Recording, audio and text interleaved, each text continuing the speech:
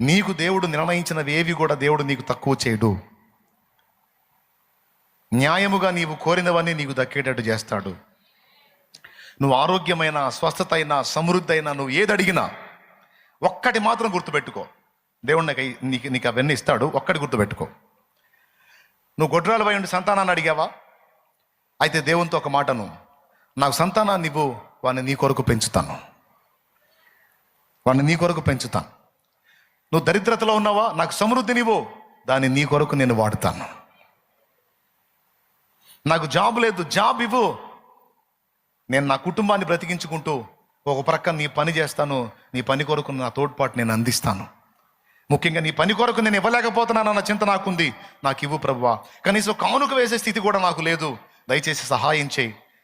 నీ పనికి అందరూ తోడ్పాటు అందిస్తుంటే నేను చేయలేకపోతున్నాను, నేను ఇవ్వాలి విస్తారంగా దేవా అన్ను అడుగు.